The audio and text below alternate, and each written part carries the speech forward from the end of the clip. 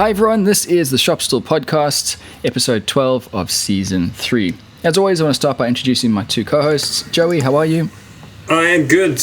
Robin, how are you? Not too bad, thanks. And Brian, how's it going? I'm good, man. Good. Good. And my name's Robin, and I'm also good. Can you imagine? Good. Everyone's good. So, tonight we are breaking tradition. In what I think is a Shop Stool Podcast first, we have a guest from New Zealand, and not Melbourne for a change. Yes. And he is a good one at that. A quick scan over his Instagram, and you can tell straight away there's a lot of effort that's gone into the small details with some just absolutely beautiful pieces. I can't wait to get into some of them. Welcome to the show, Jem Culpitt. How are you this evening? I am really good. I feel chuffed to be here. Well, thanks for coming on the show. We really do appreciate it. So, One of the ways we always like to start the show just to so people can get an idea of where you've come from and what you've done is just give us a bit of a background, a bit of history, what got you to this point. In some ways, it's sort of going to echo a lot of what Ross said a couple of episodes ago, where, I went through high school in the 80s and I wasn't dumb enough to go and have to do woodwork or metalwork or technical drawing, so I did French and German and a couple of sciences. Ooh, languages. And and I had no idea they had any kind of creative side to me whatsoever. It was all linear kind of stuff. And then went off to university at Lincoln, learned how to drink an obscene amount of beer, and with the intention was to go and work for DOC, Department of Conservation, and go and be in the mountains for my life. And then right halfway through my first year at university, DOC had basically a massive downsizing. And so the dream of being a park ranger disappeared, and went off to be a ski patroller. So I did that for a couple of years. And some mates who would come across from Canada to Temple Basin said, "Look, you come spend the season with us in Canada and we'll teach you to be a ski instructor, and you can do that." So that was cool. Off I go to Canada. Just sorry to interrupt, but a ski patroller, I've done snowboarding a couple of times. Absolutely love it. I would drop anything to go do it again. Ski patroller, what's that? There's kind of two parts to it. You make sure the ski field's safe. So depending on what kind of ski field it is, it's about minimising hazards, putting pads up around ski pole, lift towers, marking hazards, that kind of stuff. And then dealing avalanche control things. And then dealing with people when they munt themselves. So picking up broken bodies, dragging them down the hill in the bloodbath, that big bucket behind the skier, and getting them off to the hospital. Have you had any crazy stories or any crazy incidents? No, I wasn't at it for long enough to have anything too crazy. I did pretty much all of my time at Temple Basin, which is a club ski field in Arthur's Pass near Canterbury. And pretty much everybody who get up to it, because it's like an hour's walk from the road to get in there. Big goods lift to take all your gear up and your skis up, but it's an effort to get there. So the kind of people who make the effort to get there are fit and strong, and they already know how to ski. And so there weren't too many people who hurt themselves. A couple of broken bones and plenty of cuts and bruises and stuff, but nothing too dramatic, thankfully, because that was the part I was the least excited about. The avalanche control and getting the lifts open in the morning and stuff, that was always awesome fun. But so anyway, I was over in Canada, and my dad came through on his way to the university on the East Coast and took me off to the Museum of Anthropology at the University of British Columbia in Vancouver. And we're wandering around this museum. I'm sort of ums and ahs, looking at totem poles and things. And then there's this most incredible sculpture there by a First Nations artist called Bill Reid. And it's the first time in my life I remember being stopped by a piece of art and just stopped in, that classic cliche, stopped in your tracks. And this thing is huge. It's like 6.5 feet high and the same kind of width and stuff. When you get a chance, you should look it up. It's just amazing, and it tells this sort of story of the creation myth of where humans and the natural world sort of came together. This raven comes down and lands on a clamshell and peels this clamshell open, and out come these sort of infantile, the first men, And this thing is insane. And not only is the statue beautiful, and it's sort of mounted in this like Japanese style gravelly sort of pit sand thing underneath a beautiful window, like a skylight from above. So the lighting is insane, but just the scale of it blows you away. And then when you look at it, you realise it's made from these huge laminated beams of cedar, or to be fair, I can't remember exactly what the timber is, and then you start realising what's involved in making it, and it's just epic. And so that's the first time not only art, but a piece of woodwork I saw, and I was like, shoot, that's amazing. Like, how the hell did you do that? And then how do you see the three-dimensional object within this gigantic cube? Because the cube must have weighed 4 or 5 tons before they started.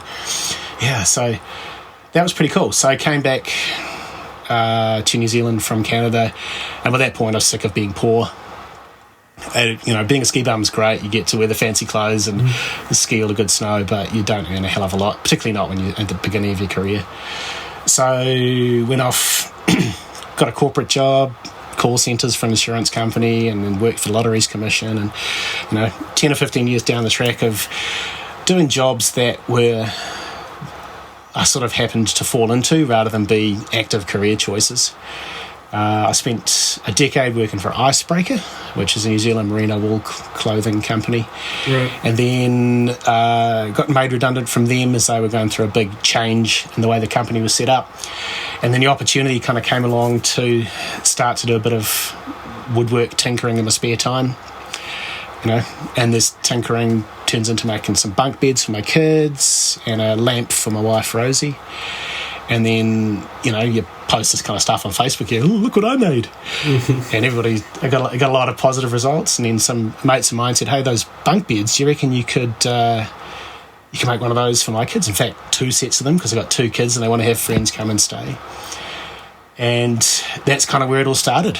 And your classic kind of fitting it in the evenings, and then make a bit more, and it just grows and grows to the point where it's taken up every spare moment you've got.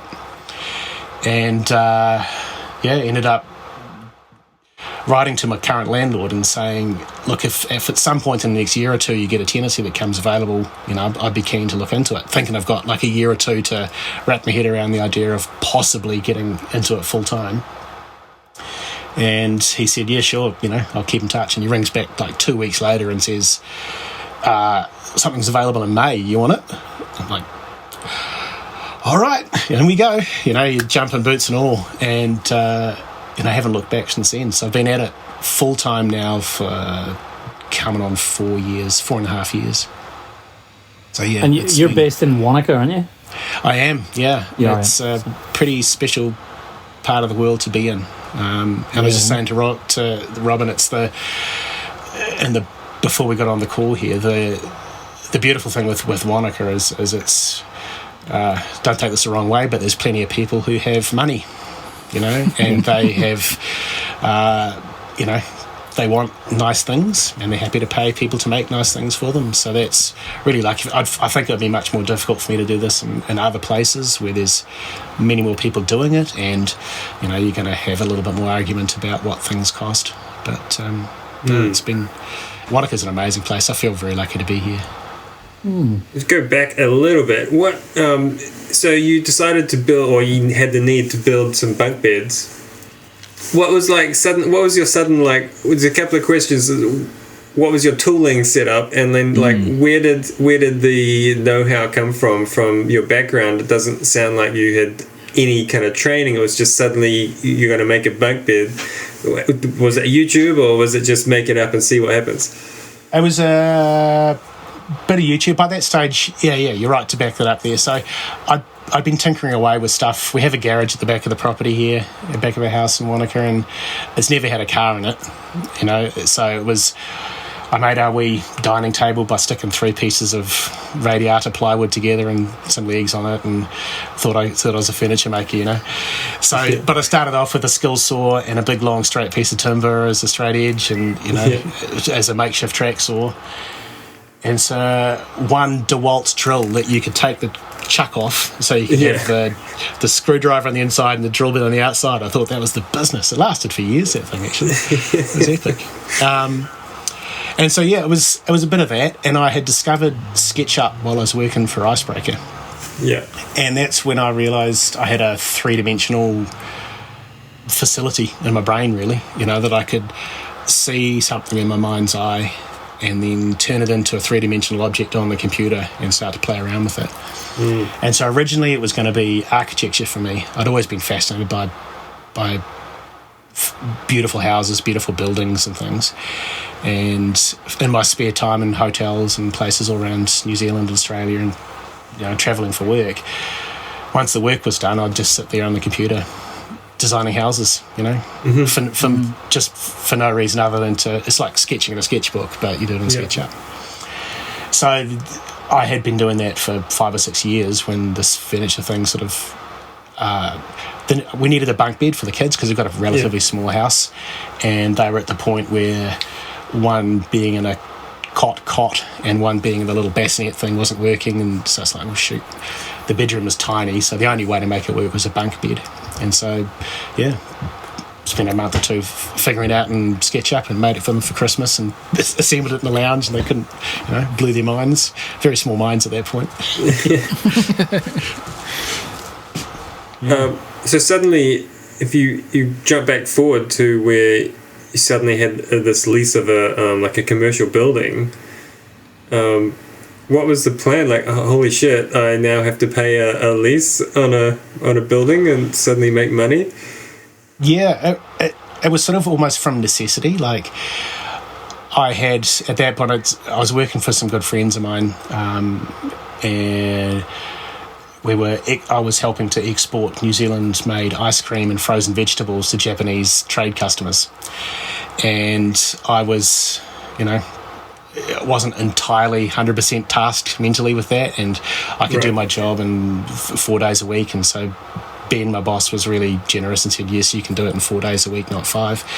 So I was at that stage, the word of mouth thing had just got rolling. It was people asking me to make a bench here and a wardrobe here, and help out make it, just the stuff you make, the drawers and the kitchen bits and pieces, and it had got to the point where I either had to do it full time and get the space, or just stop doing it because I was exhausted. Literally every night, every weekend, every holiday, and I was loving it. I was absolutely stoked, but it's like I can't continue to have a job and to do this job was going to be broken. Talking about Ross, that was one of the questions that we put to Ross about the work, how it came in. Like, what was in the early stages, what was the frequency? Because what you've just described, I think, that's what everyone has in their head. That's the American dream. That's how it's going to go. You're going to build one thing and it's just going to roll. Yeah. From my experience, and again, talking to people like Ross and everyone that we've had on the show, it doesn't normally happen like that. You normally have your first person, and then a year goes by, and then you have your second client, and then maybe it's 6 months. So it's really amazing to hear that you got that traction so quickly. Do you think there was anything outside of the woodworking space that may have influenced that? I think it was a matter of timing as well. I think Ross said this too, was a bit of serendipity in that at the same time as I'm taking this moderately ludicrous move and jumping into it full time, people were genuinely starting to appreciate that, handmade things that people take a while to make and that you can potentially own for your entire life have a lot more value than something you buy from IKEA or Freedom Furniture or whatever.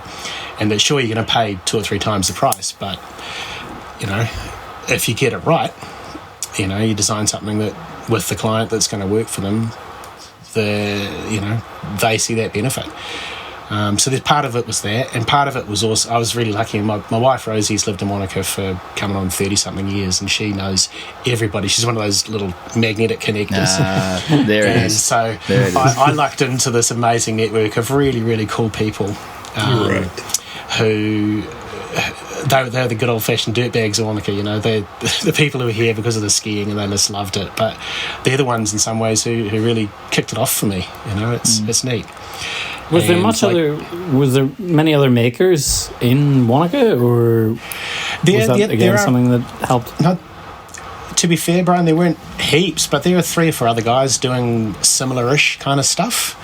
And everybody seemed to have their own sort of aesthetic niche, and it didn't feel like when I came along there were many people doing the really pared back, linear, modern kind of stuff that my work looks like. There are quite a few.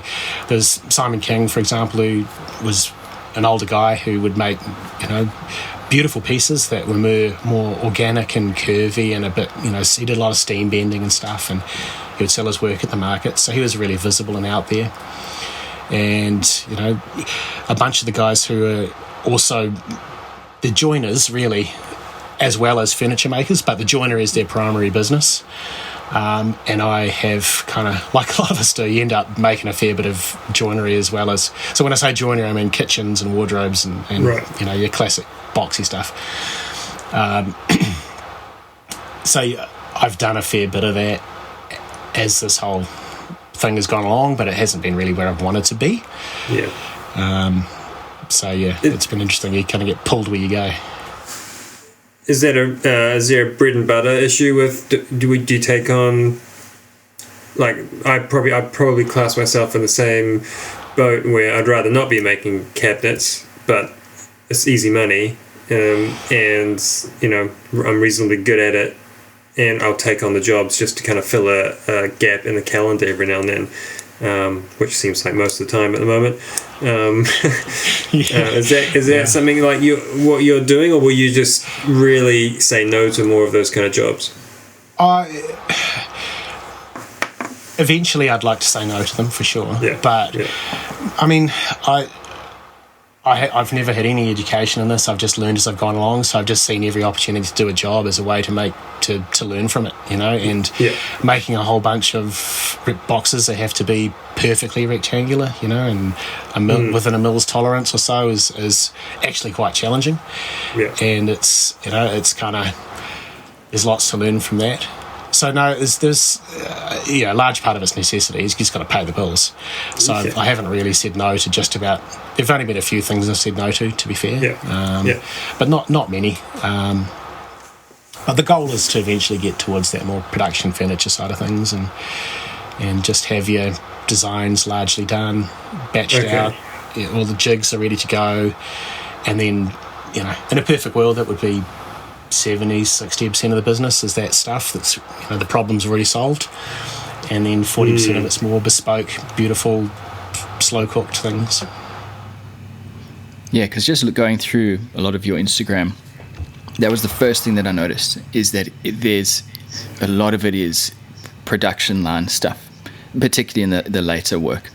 Those stools that you've got, there's another set of what looks like some type of legs coming together.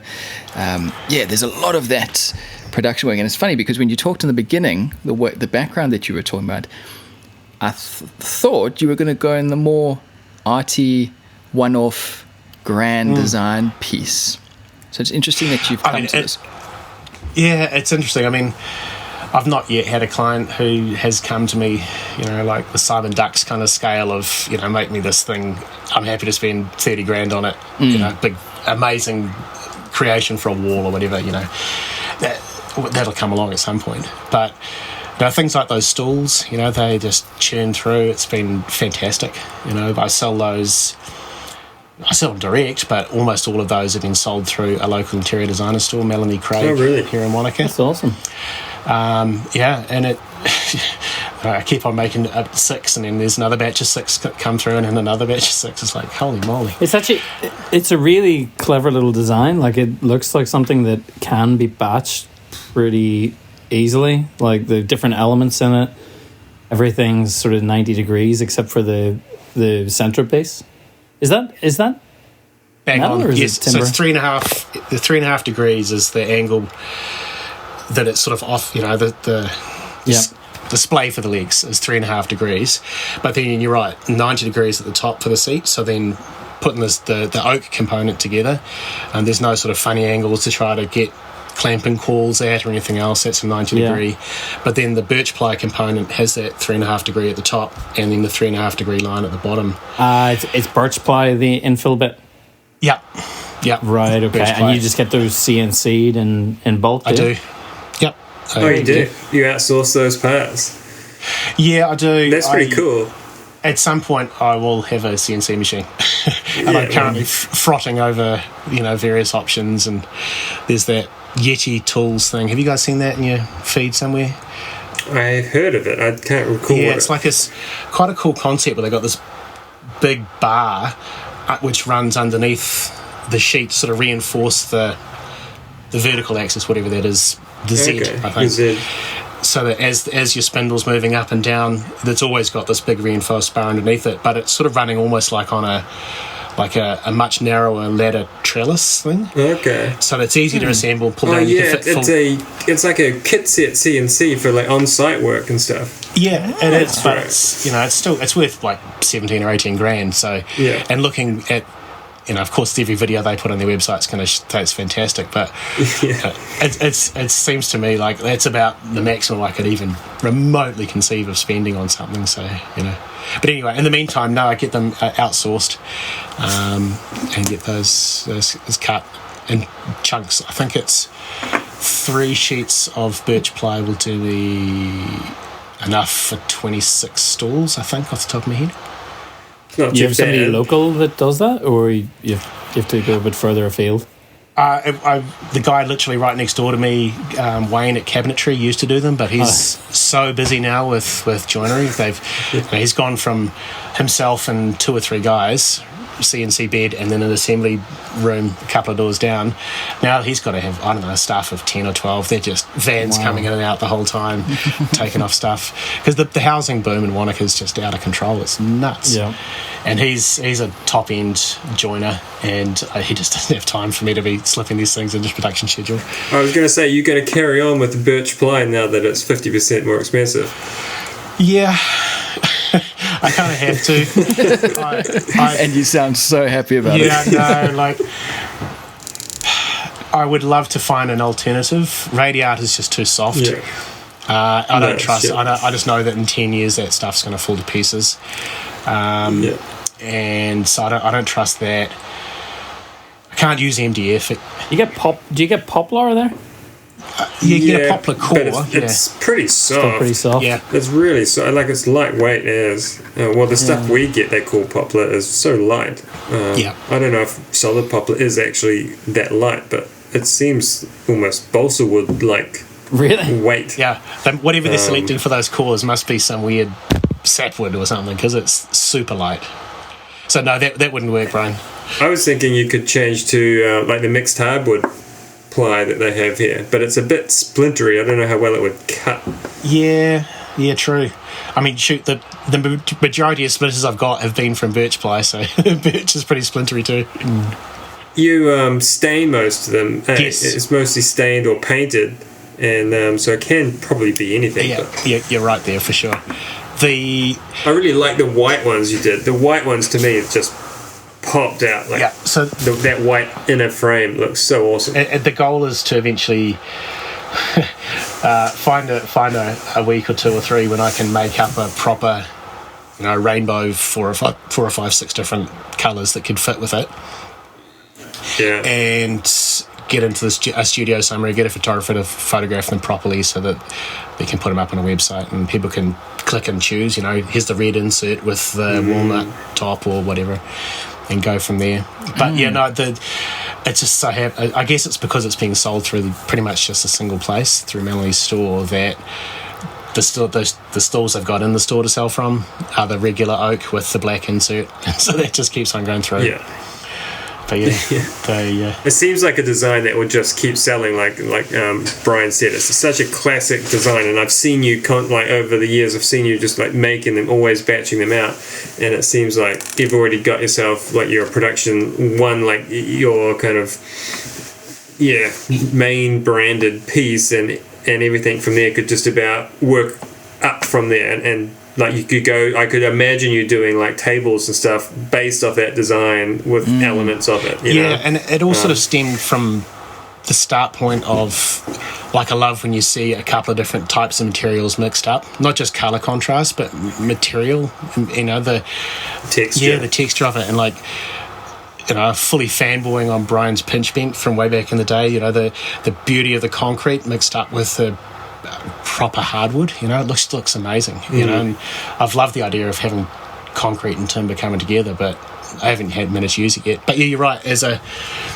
I feel pretty stoked with it as a start point piece for the range, and it's, you know, all the jigs are made up. I can, you know, make 6 stools in probably 2 or 3 days, you know, depending.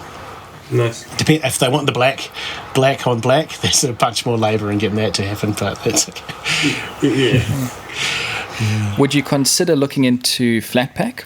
Yes, so that's exactly where it came from. They wouldn't be truly flat, but it started, the first lot I made were for a friend of mine, Joey, and she wanted some stools for her bench, and I was like, well, what about this?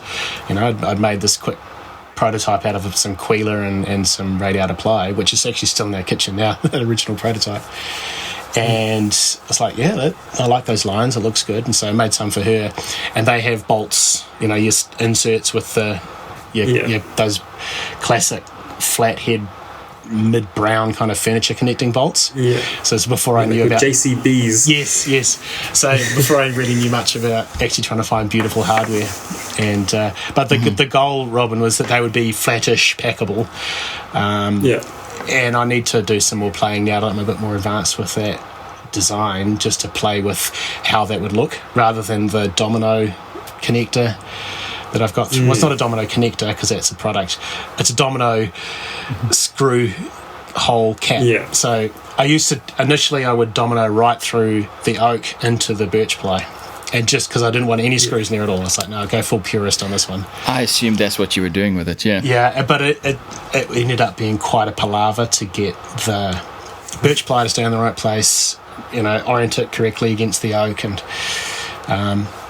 so I just chuck the glue along the line of the birch, clamp the oak to it, and then screw through a little 5mm deep domino hole, and then rather than a circular screw cap hole, I've chucked a domino screw cap. Oh, you put the domino in there. Oh, that's a cool idea to hide the screw. Yeah. Because not many people do it, so you would assume it's just a domino going through. Yeah, totally. And it, like I say, it was at first, and it just ended up saving myself 25 minutes, half an hour per stool.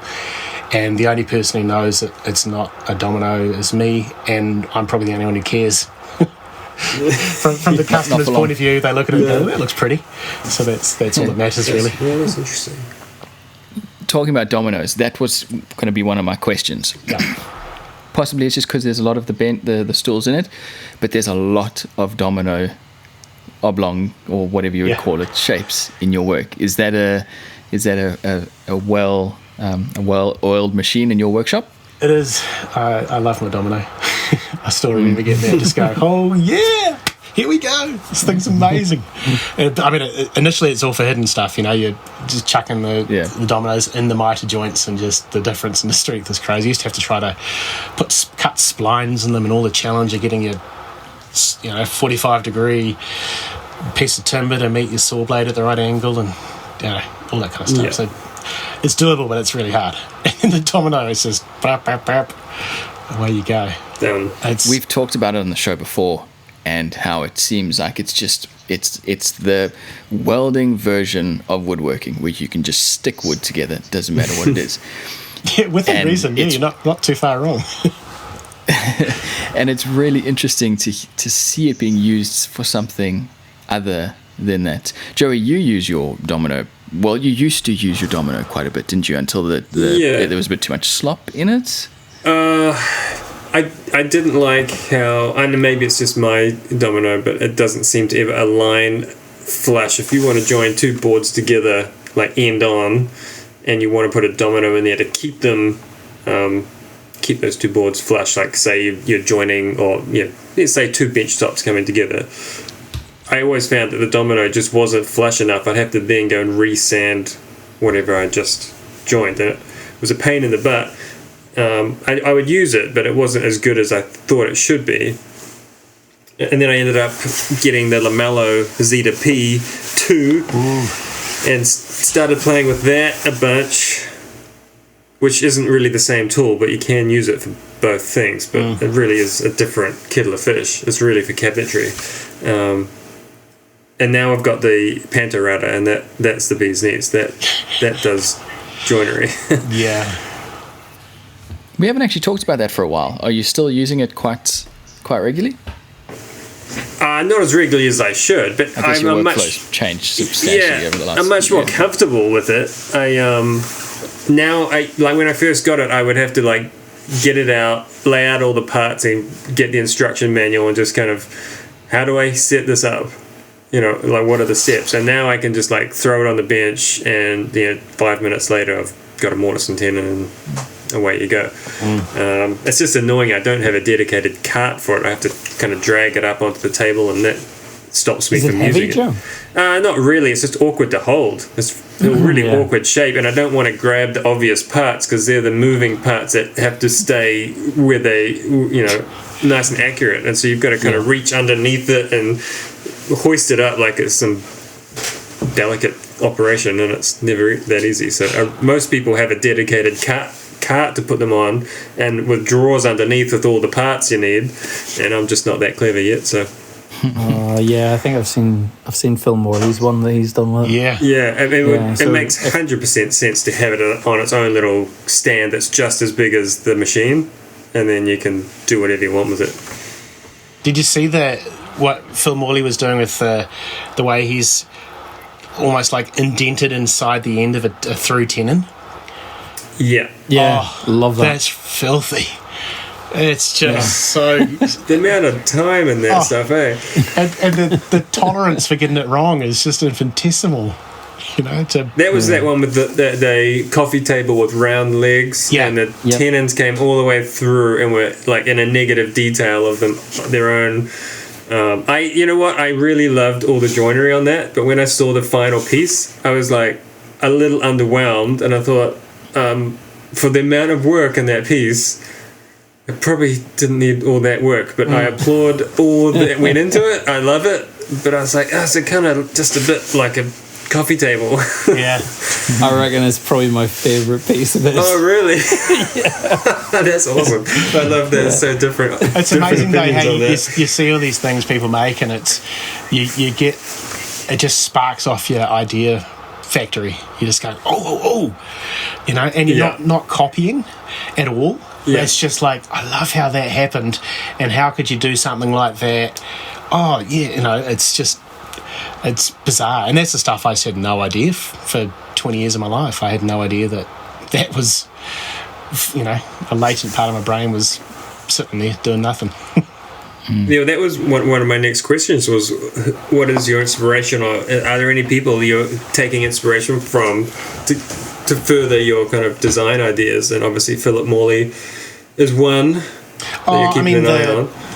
It's just, I've been really fastidious with my Instagram accounts I follow, and that I don't follow any of my friends because I don't want to see their cats and their babies and their christenings and all this kind of stuff. It's like, that's Facebook for me. That's all of the cat videos and crap. So for me, I've kept Instagram purely to woodwork, and so I just can sit there and just scroll through. To be fair, I can't say there's anybody specific who's an inspiration. It's more just, they get this constant tide of creative stuff just washing over you, and somehow all the different rocks rub together and your sand falls out the bottom. It's a bizarre analogy. Anyway, that's a lot of stuff just seems to pop out of somewhere. On the subject of inspiration, a little off topic, but if you look at the Wood Review's entries into the Maker of the Year, I think it's one of those. There's a guy, I completely don't know his name, but there's a chair that's made of a whole lot of slats, and the legs are made of like 10 mil slats, and then they're joined at the cross rail where you sit on, and then they continue up to the back. So the leg is like 2 slats, and then it goes up and becomes the top, the backrest as well, and the whole piece is like 1,000 little pieces glued together, but it's so seamless and beautiful, and unless you're right dead on, you can't tell that it's a whole lot of slats, and you just have to be a couple of degrees off from front on, and then it just looks like kind of a solid mass of chair that you would be used to seeing. And to me, I saw that and I was just like, some people are just on another level when they're thinking about these designs. Is that the high back? It was posted about a day ago. Yeah. It's beautiful. Hey? But after reading it, sounds like he'd been developing that design for more than 10 years, but I guess that's why, because it's bloody beautiful. Yeah. It's an interesting piece. Yeah. Going through the pictures of your workshop, Jem, I've noticed you've got some pretty nice tools for... I don't think we've ever seen... We've had someone on the show who's had 3 hammer tools in one shop. So looks like you got the table saw, the jointer, and the bandsaw. Yeah. Did you work up to that, or? Oh yeah, yeah. No, I definitely did. I know. It's like this workshop full of sports cars. Yeah. So when I first started selling stuff, rather than just using a skill saw and a straight bitted lumber, my mum and dad bought me a Cabratech cabinet saw, saw bench, your classic kind of hobbyist home saw bench kind of thing.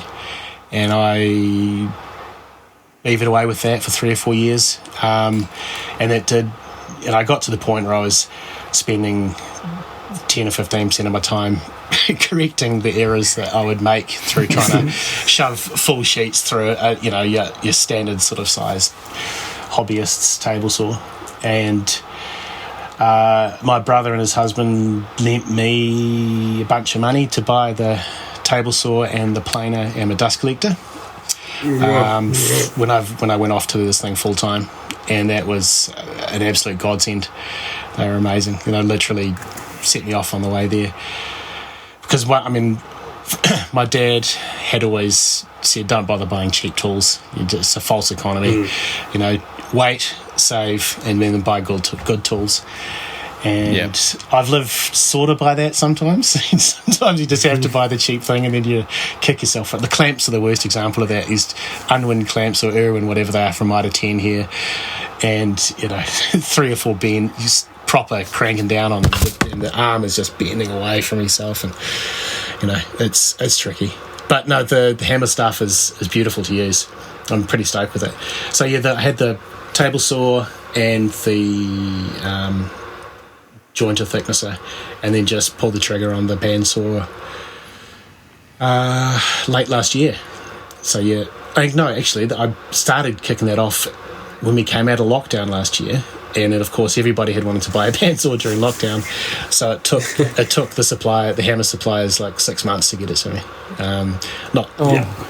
But it got there. I'm pretty stoked, because again, the little Cabratech bandsaw that I was using was way over task. I'm trying to shove oak through it, it was not the right tool for the job. Actually, I think the hammer guys through Felder, was it Jack's? Yes. Yeah. Yeah, I think certainly in New Zealand at least, they don't hold much stock, and everything is bought in from Germany. And I had to wait 8 months for my saw. 8 months? Yeah. You might not even be a woodworker. That was pre-pandemic, wasn't it? What's that? That was pre-pandemic. That was... Yeah, they built it to order. And so, like, the build date, it was like a month before I actually got it. That's pretty epic. I got to say, I love the length of your sliding table. I'm kicking myself for not going the K4, because the K3, the table's only 2,200 long, the throw of the whole table. And so I'm forever having to take the miter off, the guide off the support panel from the sliding table, so I can push a whole 2440 sheet through it to get the first that's rope. Not cool. That was my number one for my table saw, was that has to have at least a 2.5 meter stroke. Otherwise, what's the point in having it's not a panel saw, it's just a really good table saw, which I guess probably is the difference. That was definitely a rookie's error there. Like, that was me not having really done much full sheet stuff before and not really thinking it through, to be fair. But that's cool. It's done me really well for 5 years or so now.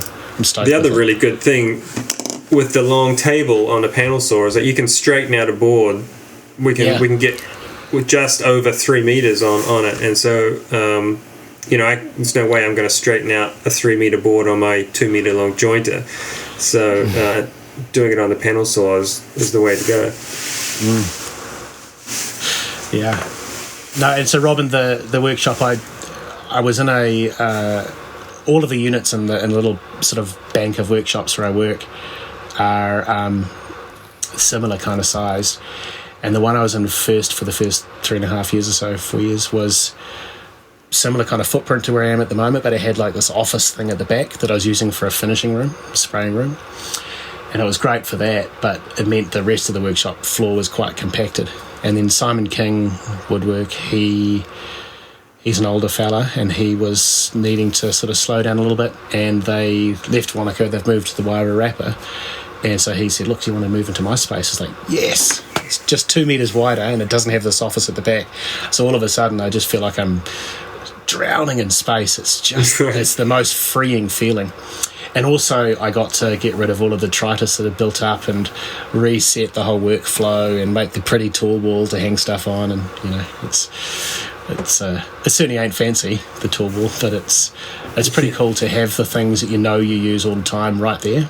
And yeah, I must say, it's, even though it's daunting to think about shifting workshops, it's like you say, it's very freeing, and I'm so looking forward to getting into my new workshop, because I've already laid it out virtually. I know how it's going to be, assuming that my workshop is going to be the size I think it's going to be, and being able to set it up in a way more efficient order to what I have now. So yeah. How big is the workshop going to be, Joe? Pretty much the same. I'm right now I'm like 195 squares, and I'll probably build 200 squares. But it's going to be, right now I've got a very kind of long rectangle, and there's really only one way everything points is down the long length, and so there's not much room for setting up machinery. And so I really want to build more of a square workshop. And it's funny how just changing the shape of the building, and you play with your tools inside that shape, and you can get way more options for layout and workflow, and using the space. And even I'm going to add internal walls, because the one thing I don't like is having just 4 walls in a workshop. Is in about 10 minutes you've used up the available wall space. You've got nowhere to lean anything, nowhere to work up against, and so you've got to have some wing walls of some description to break up the space. What about a center workbench? Is that not your? You still have one. I'll still have like an island type assembly table workbench. Okay. But that space doesn't have to be part of a giant other space, like the whole space. I can break up like so if my walls are going to be, I don't know, 15 by 20 or something, like whatever that is, whatever it works out to. I can break up my space so I can have like all my big tools in the middle, and around the edge I can have workbenches around the edge. I can have a finishing room, and by building a finishing room that creates like 3 internal walls where I can put workbenches up against, and all sorts of other things. So what I want to do is break up the space to really cut down on dust as well. I'm going to spend an outrageous amount of money on a proper extraction system, so it'll be an exciting project. Yeah, that's the one thing I'm missing with that little office come finishing room is close the door, spray some finish, close the door, walk away, and you're not going to have dust just falling all over it. And I spent most of today spraying finish and just spray, and then you kind of have to sit there and twiddle your thumbs for at least half an hour before you move. I don't want to stir up anything. It's a nightmare. So I've got ideas of getting some old truck canvas, making like a big concertina screen sort of thing that can pull out and make like a collapsible finishing room, because you only need it every once in a while. I don't want to have permanent spray booth set up, but that'd be a lovely idea. There's a guy in the States, I can't remember his name. He does stuff out of recycled skateboards, old broken skateboards. I know. Come on, Joey. Go on, Joey. No, I can't do it. No, me neither. Anyway, he does some pretty cool things he's moved into a new workshop. He's got folding stairs that fold up against the wall, and he's got a spray booth that sort of folds down, and it's got a curtain that you pull across it. It was really neat. I've heard about this spray booth. I haven't seen it yet, but everyone was raving about the design of how clever it is for the space. So I should really, really be able to remember who that was. When you guys are talking about spraying in a room where there's dust, where there was dust, what are you spraying? Because all my experience with spraying polyurethane is that stuff goes everywhere. So I'm not worried about the dust. I'm worried about the stuff going, the polyurethane. My car, I once tried spraying in my garage in the bay next to my car. Thank goodness it's the old car, because there's now my white spoiler on the car is now yellow because of the polyurethane. It's just yellowed over time. So I'm not worried about the dust. I'm worried about the stuff in my workshop. Yeah, I'd tarp everything up. You know the plastic timber wraps that the timber companies send your supplies in. I just keep all of those and fold them up, and then drape all the big tools with them. All the cast iron stuff. And right, okay. And depends how much I'm doing. I've got a fan at the back of the workshop, so roller door up, fan, generally speaking, pushing everything out, so stuff doesn't settle too much. But yeah, mostly what are we spraying? It's mostly poly, versions of poly. Haven't got to 2-pack yet. I haven't asked any of the other guests this because they're all in Australia and I've got no real clue as to where they are. Yeah. So I know that Wanaka is a fairly small place, and how does it go for getting your supplies? I only ask that because I've got a lot of options in Auckland, and I could pick up the phone and have somebody pick out whatever I want, and they would pick it and wrap it and throw it on a truck. But that means I'm relying on someone else picking out my boards, and I really want to be the guy picking out boards for certain pieces. I really want to be that guy too. You don't have the option where you are? I don't have the option. No, we've got placemakers and Mitre 10 and ITM, your timber merchants for people building a house. Yeah. And so I get pretty much all of my hardwood and sheet goods from BBS Timbers out of Christchurch. Yeah. And so Aaron and the guys there do a great job. When you're spending thousands and thousands of bucks with them, I think they do a pretty good job of picking out the boards. Some of you can't help but get duds. And I would love to just peel through a wood stack and say yes, yes, no, no, no, yes. That'd be just pure joy. So I haven't had that in my career yet, to be fair. So yeah, it all comes through those guys or Ply Masters or prime panels for the HPLs and the veneer boards and stuff. So at the end of the day, you've just got to pick up the phone and rely on the fact that someone's going to send you a good product.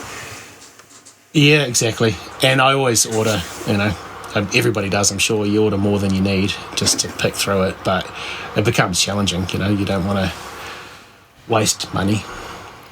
But, I'm the opposite there. I because I can pick out my own boards, I quote about exactly what I need, and I go in and I mark out almost all my parts on my boards, and I generally buy about a third of what I actually quoted for timber, because I just squeeze it all out of the boards and get it, and so I don't have to buy one board too much. But that starts getting a bit stressful sometimes. Yeah, it's actually not the best way to do it. Once you spend 3 hours in the timber yard. Yeah, exactly. You're like, what am I doing? Just buy an extra board. Yeah, the amount of time I spend on SketchUp, like taking a model of something and then copying a flat face and rotating it and spinning it and dropping it onto a board, and then copying a flat face and spinning it around. And I just know, if I wasn't such a tight ass, you buy one of those proper design programs and just click some button somewhere which says sheet optimization, and off you go. I think actually SketchUp does. I haven't used it, but I know it makes a cut list, but I've never done that. But it doesn't do nesting, I don't think, which is putting your parts out on panels. But you really only need to do that if you're CNCing, though, because when it's one thing to nest all your parts on a sheet of plywood, and you go, I can get everything out of one sheet, and then you try and do that on a table saw. where you've got all you can do is cut straight lines and it doesn't work. That's where the CNC actually can cut around corners and cut between all the panels. So nesting two rectangles that overlap each other will work. Yeah, it's a pain in the ass, and often you need to do that for optimization. But that's why CNCs are CNCs. Yeah. You get good at doing that in your own head, though, and not in your head, on the computer, thinking about how you're going to cut it as you're laying the things out.